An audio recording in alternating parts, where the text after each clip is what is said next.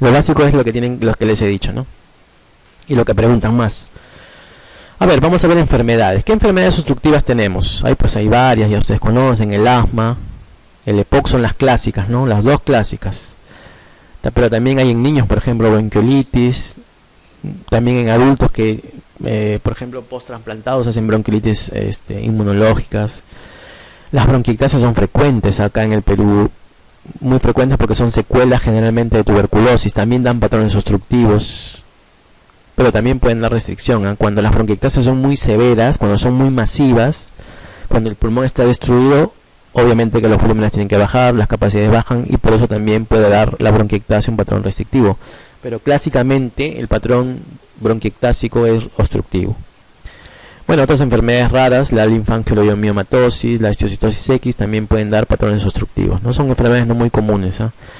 Lo principal es el asma, el EPOC, la bronquiectasia y bueno, en los niños la bronquiolitis. Todo eso son enfermedades de tipo obstructiva. ¿Cómo se miden? Relación menor de 70. Y en este caso, miren, en volumen residuales generalmente aumentan también y la capacidad pulmonar total aumenta. Y eso también es importante. Cuando un paciente empieza a retener aire, lo que pasa es que el aire que nosotros normalmente retenemos se llama volumen residual, ¿no? Pero cuando uno empieza a retener más de lo debido, pacientes con asma, POC, hacen que este volumen residual aumente, pues, ¿no? Entonces, este aire retenido hace también que en algunos casos la capacidad pulmonar total aumente. A diferencia de la restricción, que es al revés, más bien baja los volúmenes en las capacidades, ¿no? Entonces, esto se mide por pletismografía, como les decía, ¿no? Volumen residual, capacidad pulmonar total es por pletismografía. Entonces, obstrucción es relación menor de 70. ¿Ya? Acá le ponen 80 porque, bueno, ya le decía, el diagnóstico ahorita de asma y EPOC es relación menor de 70. Antiguamente decíamos 80, pero ahorita ya se sabe que tienen que ser 70. Sí, o sea, lo que está acá hablando este cuadrito es acerca de lo que es obstrucción, nada más. Yo les decía, ¿cómo se define obstrucción? Con la relación menor de 70. Solo obstrucción. Ya para el diagnóstico de cada uno de ellos, ahí entra en juego algunos otros parámetros. Lo que tú decías, por ejemplo, en el asma y en el EPOC, lo que pasa es que en ambos hay obstrucción, pero la diferencia entre ambos es que en el asma la obstrucción se llama o es reversible, y en cambio en el EPOC es parcialmente reversible. Bueno, ¿qué significa eso? Que en el asma, cuando tú tienes menos de 70 al inicio en la espirometría, si tú le das un inhalador, un broncodilatador, después de haberle hecho esa prueba 15 minutos después, esta obstrucción o este valor menos de 70 tiene que cambiar, tiene que revertir, tiene que pasar a más de 70. Eso hace el diagnóstico de asma. Si esta relación se mantiene en menos de 70 después de haberle dado un inhalador a un paciente, esa es una obstrucción no reversible o poco reversible. Entonces eso prácticamente hace el diagnóstico de POC. ¿Sí? Pues, por eso el FET1 no. El FET1 solo da graduación. Seguimos utilizando el índice de FENO para ver la reversibilidad o la poca reversibilidad, ¿no? Entonces el diagnóstico de asma es cuando este índice, después de darle un broncodilatador, cambia a más de 70, o sea, ya no está en menos de 70, sino más, se revirtió la obstrucción. Y en cambio POC no, se mantiene en menos de 70 a pesar de que le demos 1 kilo de inhalador. Así igualito le damos 20 inhaladores, igualito sigue menos de 70, incluso menos a veces. Entonces esa es una obstrucción fija o poco reversible. Eso es lo que hace el diagnóstico de POC. También que me preguntan, ¿no? Me gusta eso porque les voy aclarando otras cosas y vamos hablando de otras cosas también, ¿no? Para que vean la utilidad de la espirometría, por ejemplo, ¿no? Bueno, en el caso de restricción, ya les decía, los volúmenes están bajos, las capacidades están bajas y el índice de difenol no importa ahí casi, ¿no? Puede estar alto o normal, ¿no? Normalmente está alto o normal, pero lo que baja más bien son los volúmenes. El volumen residual, por ejemplo, está bajo, ¿no? Y generalmente esto lo vemos en una restricción parenquimatosa. Parenquimatosa le llaman a la restricción de causa pulmonar. En cambio hay una restricción extra parenquimatosa o extra pulmonar, donde ya tenemos que ver qué es lo que está causando esa restricción, si es los músculos de la caja torácica o si es la propia caja torácica, ¿no? Por ejemplo, si son los músculos, puede ser el diafragma mismo que está paralizado, pueden ser enfermedades neuromusculares como el Guillain-Barré, enfermedades del músculo como las distrofias musculares o la miastemia gravis, por ejemplo, que son enfermedades neuromusculares obviamente y que también dan restricción. Pero también hay enfermedades de la caja torácica, ¿no? Como por ejemplo las escoliosis, digamos, severas, o incluso la obesidad, ¿no? Y también enfermedades propias de las articulaciones o de los huesos de la columna, como la espondilitis anquilosante, que obviamente está fuera del pulmón, pero también da restricción pulmonar, en la espirometría, obviamente.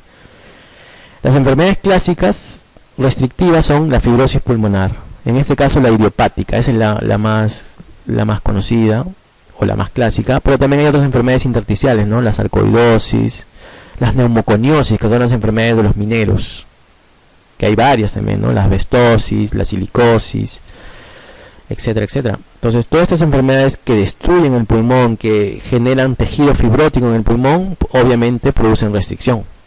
Muy diferente a las enfermedades obstructivas, ¿no? Que son, pues, de otro tipo y tienen otra fisiopatología, ¿no? Entonces, aquí vemos la utilidad de la espirometría, ¿no? Para el diagnóstico de todas estas enfermedades, miren. Incluso enfermedades fuera del pulmón. Listo, para recalcarles lo mismo, el patrón, los patrones. A ver, patrón obstructivo, ya les decía, relación, ¿no? Relación baja, eso define. FBC, normal puede estar, eso no define el diagnóstico. Y el F1 puede estar bajo, puede estar normal, incluso dependiendo de la gravedad. Patrón restrictivo, la relación normal, porque no nos interesa aquí, pero sí el FBC. El FBC tiene que estar bajo para hacer restricción, tiene que estar bajo, porque ya les decía, los volúmenes bajan. Y el FED1, bueno, puede estar normal o puede estar bajo dependiendo de la gravedad, ¿no? Del estadio de la gravedad. Y el patrón mixto es la combinación de ambos patrones, del FED1 bajo y del FBC bajo. ¿Lo vieron acá? La relación otifeno bajo, FBC bajo. Si ambos están bajos, el patrón es mixto. Y obviamente el FED1 ya no solo nos da gravedad, como les decía, ¿no? Entonces, miren, este cuadrito es ya el resumen de todo lo que les he hablado, ¿no? Sabiendo este cuadrito, y yo les recalqué ya los 3 parámetros, hacen ustedes todos los diagnósticos y todas las enfermedades que quieran en el pulmón, ¿no? Sencillo, ¿no? Antes parecía difícil, pero por eso les decía, esto si lo entendemos así, es sencillo. Bueno, eso es lo que decía el doctor, miren. Reversibilidad, es lo que yo decía. Este concepto se refiere al cambio que experimentan la función de los bronquios obstruidos cuando se administra un broncodilatador o cualquier otro tratamiento que digamos disminuya la obstrucción o revierta la obstrucción. Esto de aquí es importante, no les mencioné ahí, pero también es importante esto del FED1 post-broncodilatador. Esto de aquí no define reversibilidad, define buena respuesta al broncodilatador o respuesta positiva al broncodilatador, que generalmente tiene que ser 12% de cambio luego de un FED1, medir un FED1 post. Ya, eso es lo que de repente los ha confundido un poco ahí a ustedes, ¿no? Pero esto de aquí, actualmente se sabe, puede estar presente tanto en el EPOC como en el asma, en ambos. O sea, hay EPOCs que pueden estar obstruidos y tener buena respuesta broncodilatadora, o sea, mayor de 12%. Y también hay asmas que pueden tener o buena respuesta o mala respuesta. Entonces, esto de aquí es importante, pero no confundirlo con la reversibilidad, que es el patrón de tifeno que cambia, ¿no? O que revierte, ¿ya? Entonces, se define una prueba broncodilatadora positiva cuando el FED1 post cambia más de 12% en relación al FED1 previo digo al inhalador, ¿no? Y además también tiene que haber un cambio en valor absoluto de 200 mililitros en este FED1, ¿no? Luego de haberle dado obviamente el inhalador. Esto es la ATS y la RS, por ejemplo. Yo les decía, esto de aquí es de acuerdo a las escuelas. La ATS es la escuela norteamericana, la RS es la escuela europea. Acá es diferente incluso, mira. Es positiva si la mejoría del FED1 o de la capacidad vital incluso es del 12%, sobre el valor teórico del paciente, no sobre el valor que ha hecho el paciente. ¿Ves cómo cambia, no? Y también una mejoría en términos absolutos, eso sí es lo mismo, una teoría en términos absolutos de 200 mililitros. Entonces, de acuerdo a las escuelas es que hay estos cambios, ¿no? Pero lo importante es eso, lo que les decía, la reversibilidad es el cambio en el tifeno. Este es un cuadrito resumen de lo mismo anterior, como para que no se olviden, ¿no? Siempre hay que ver la relación y siempre hay que ver la capacidad vital forzada. Ambos dan los diagnósticos. A ver, vamos pensando, a ver. Si tenemos una relación baja, ¿qué estamos hablando? ¿De un problema? obstructivo. Acá estamos, miren, un problema obstructivo. Si tenemos una relación o índice de tifenol normal, ya no es obstructivo. Nos vamos a ver qué cosa, el FBC. De repente por ahí está el problema. Si el FBC está bajo, restrictivo. Ya, listo. Si, o veamos acá, si está restrictivo, o perdón, si el FBC está normal, digamos, normal relación, normal FBC, ¿qué pasó? Paciente normal, ¿no? Función ventilatoria normal. Si la relación está normal, el FBC bajo, restrictivo, muy bien, pero ya les decía, la espirometría no define problema restrictivo en un 100%, solo nos sugiere un problema restrictivo. Para ver restricción, ya les decía, los volúmenes pulmonares tienen que estar bajos. Entonces, ¿quién mide volúmenes pulmonares? Estas pruebas de acá, la pletismografía, también se puede hacer por test de difusión o test de presiones, ¿no? Entonces, problema restrictivo se define ya con una pletismografía o con una medición de volúmenes pulmonares. Y bueno, obviamente las enfermedades son intersticiales, que ya habíamos mencionado, ¿no? Esqueléticas o neuromusculares, ¿no? O extraparenquimatosas también, ¿no? Entonces, esto de aquí ya salió de acá. Vamos para el otro lado. Si la relación es baja, obviamente, obstrucción. Nos vamos a ver el FBC, porque de repente es mixta la cosa, ¿no? Entonces, si vemos el FBC y está bajo, es mixta la cosa, o el problema.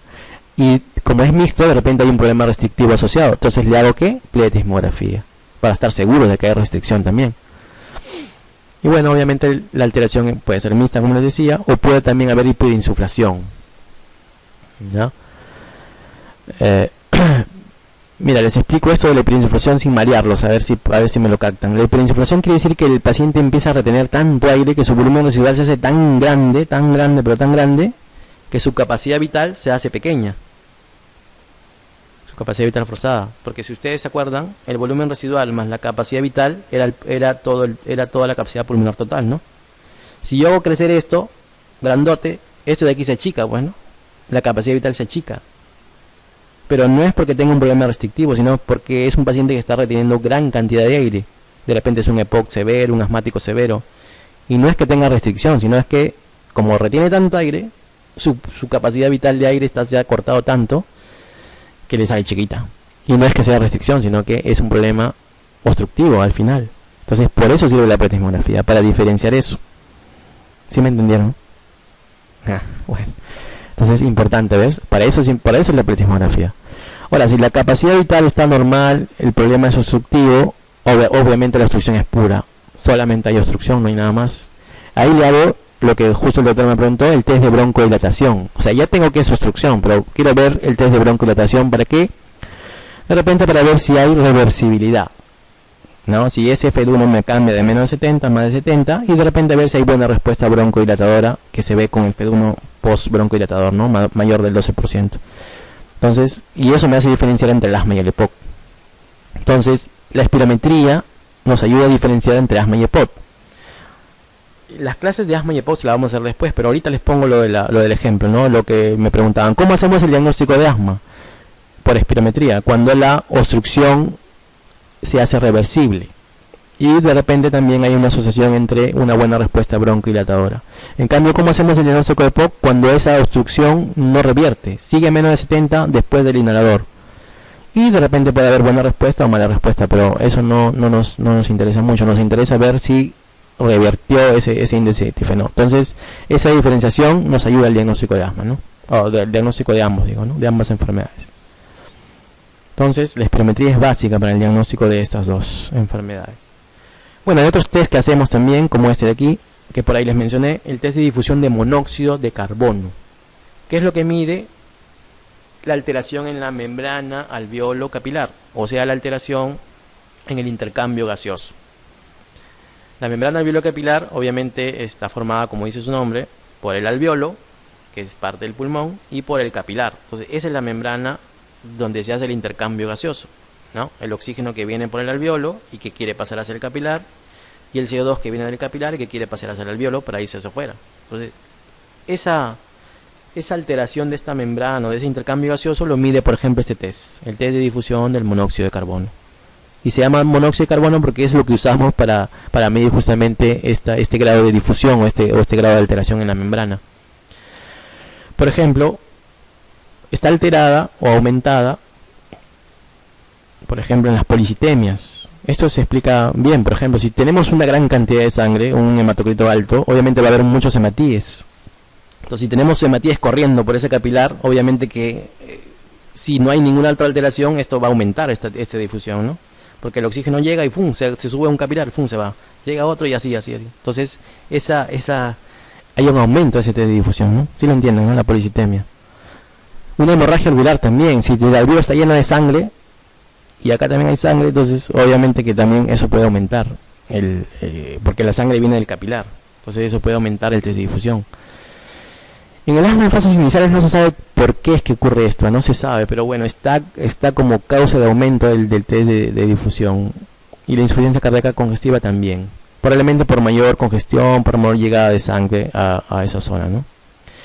Y en cambio lo que nos interesa más es cuando está disminuida. Eso es lo que nos interesa más. No tanto cuando está aumentada, pero sí nos interesa cuando este test de difusión está disminuido.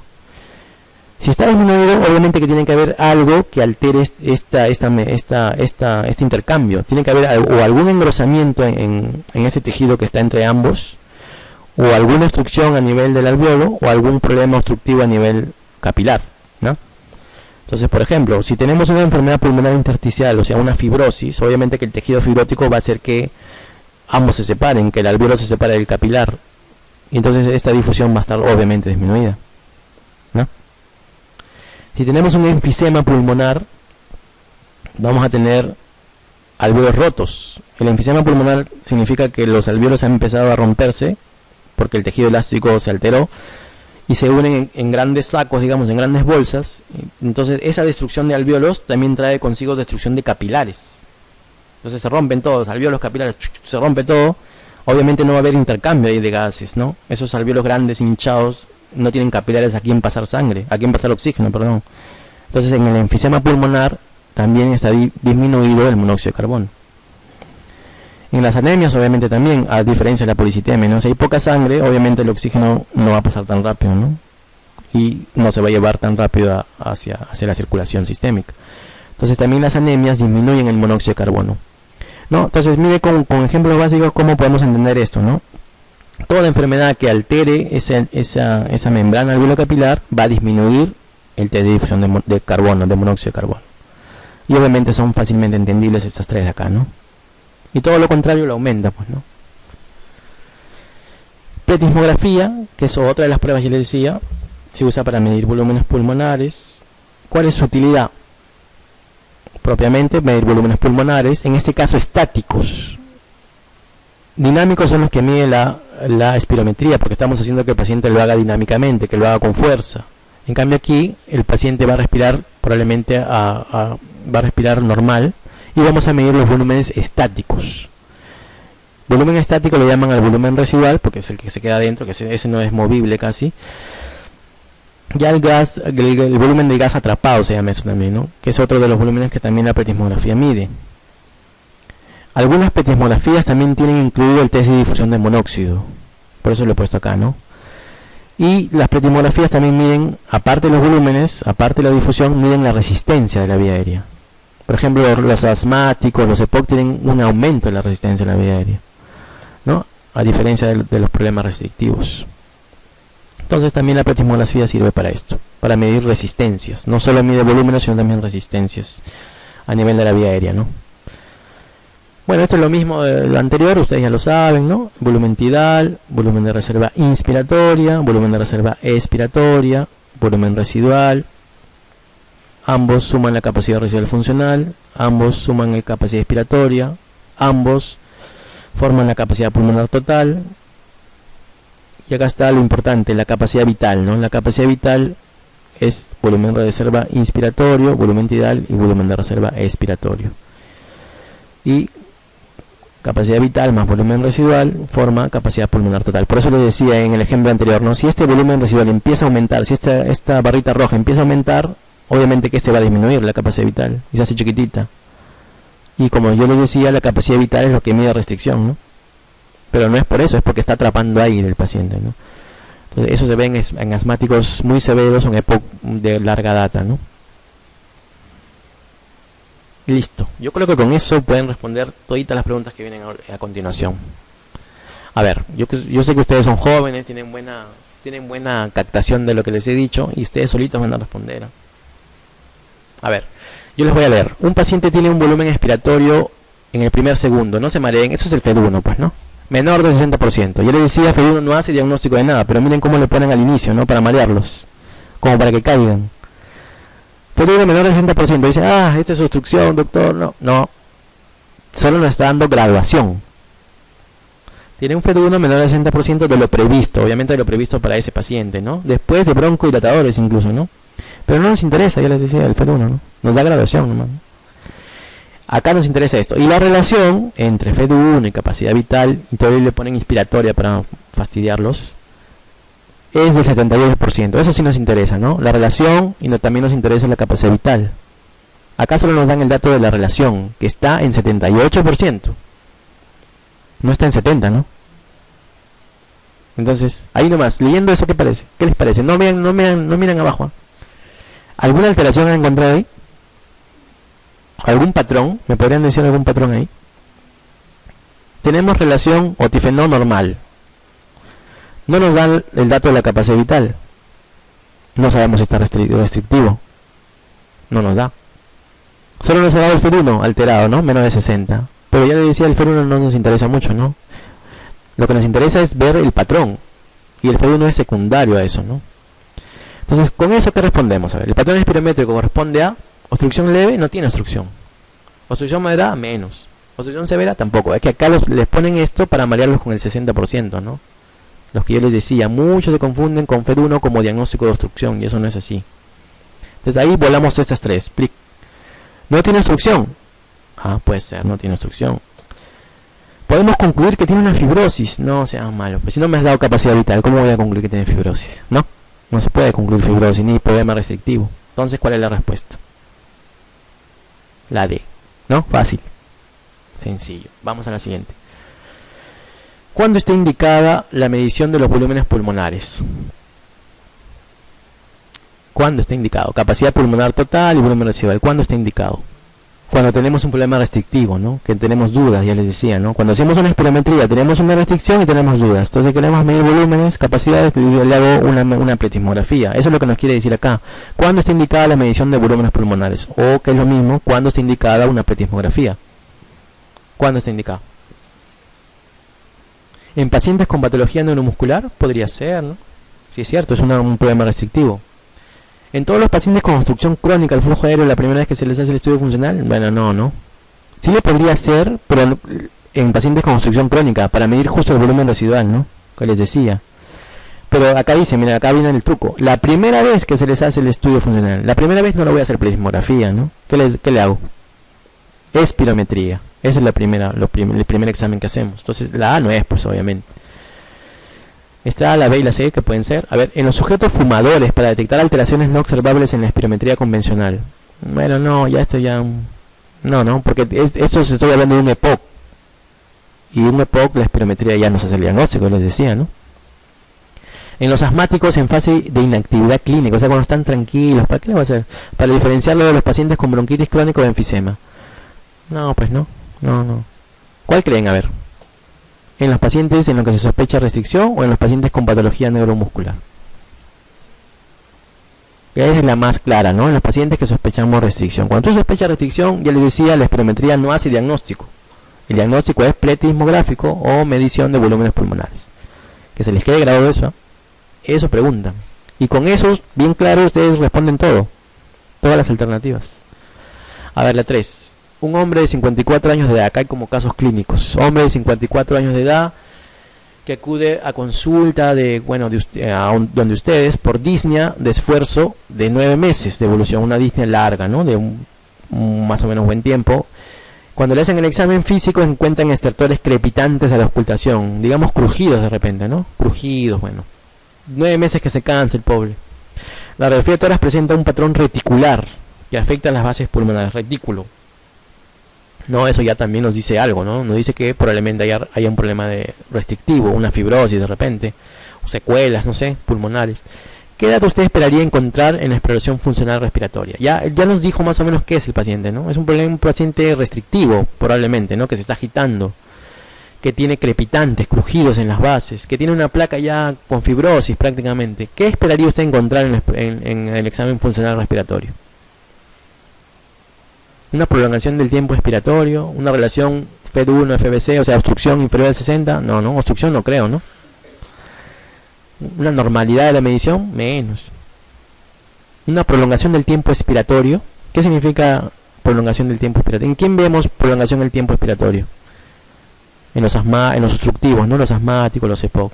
Un aumento de la capacidad residual funcional, eso también lo vemos en los asmáticos o EPOC de larga data, por el volumen residual alto, ¿no?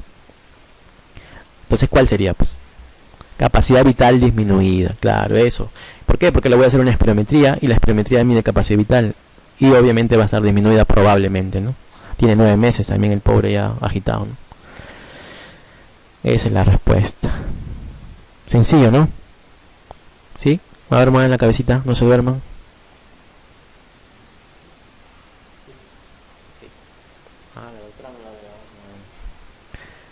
Ya listo, otra más. A ver, la 4. ¿Cuál de las siguientes alteraciones espirométricas no indica una patología bronquial obstructiva? O sea, se supone que son un montón de restrictivas, probablemente, ¿no? ¿Cuál no indica obstrucción? ¿Ah?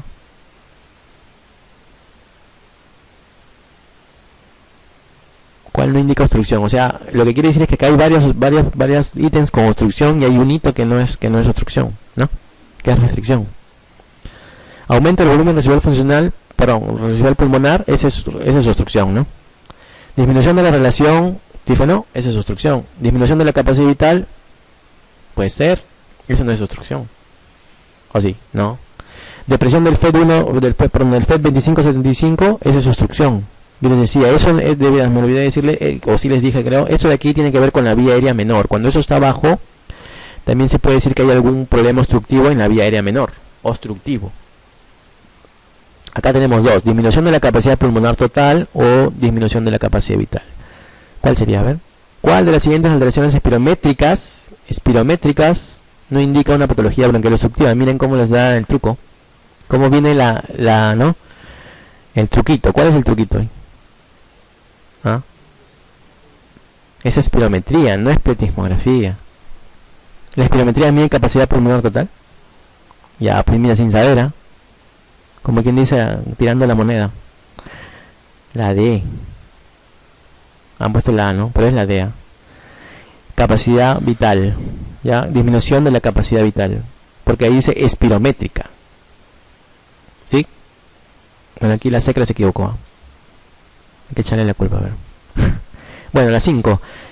La cantidad de aire que puede ser expelida o expulsada o expirada de los pulmones en una expiración máxima se conoce como, o sea, cuando les decía en la curva, tomo aire, una expiración máxima y luego boto el aire y dice la cantidad que puede ser expelida en una expiración máxima se conoce como, yo tomo aire, llego arriba al PEF y luego bajo hasta que me quedo sin aire. Llego hasta el volumen residual, pero ¿cómo se llamaba eso? Ah, ¿qué es mi aire? ¿Qué me queda? ¿Cómo se llama? ¿Qué es vital mi aire? ¿Cómo se llama? Ah, ¿cómo? Volumen tidal no es, ¿no? Porque ese es mi aire normal. Volumen de reserva inspiratoria. Estamos hablando de la parte expiratoria, ¿no? O sea, ¿qué es la cantidad de aire que puedo botar, expirar de la parte expiratoria? O sea, ya también... Hasta jugando con la respuesta estamos hablando de algo expiratorio. Nada que tenga que ver con inspiración ¿no? ¿Cuál sería? ¿Capacidad residual funcional? Capacidad vital. Entonces, acuérdense, cuando uno toma aire, llego a mi PEF y luego lo expulso con todas mis ganas, hasta el final, eso es la capacidad vital. Todo eso es la capacidad vital. Y eso correspondía ¿a qué? A volumen tidal, más volumen de reserva inspiratoria, más el volumen de reserva expiratoria, ¿no? ¿De acuerdo? Sí, listo. Entonces la respuesta es la A. Muy bien. 6. Mira cómo vamos respondiendo 6 ya, sin saber, sin querer, queriendo. En la enfermedad pulmonar obstructiva incipiente, o sea, digamos que recién empieza el problema obstructivo, original en la pequeña vía aérea, todavía nos dice. La medida más sensible de las que recoge la espirometría es, si les dije, en el 25-75% de la capacidad vital, ¿no? Ese es.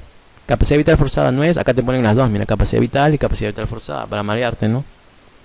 Volumen expiratorio forzado en primer segundo, PEF1 no es tampoco.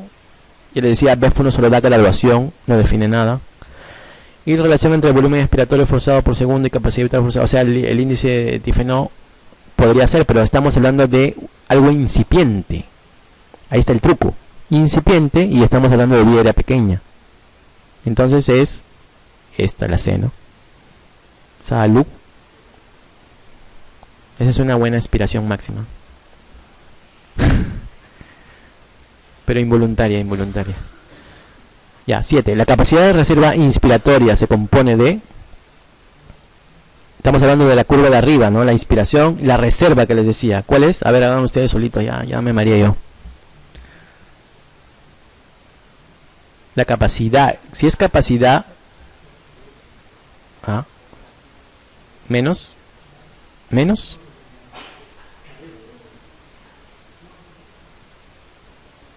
También le llaman capacidad inspiratoria, o acá le están poniendo reserva inspiratoria para marearlos un poco, pero yo les decía es capacidad inspiratoria, CI, ¿se acuerdan? Capacidad inspiratoria.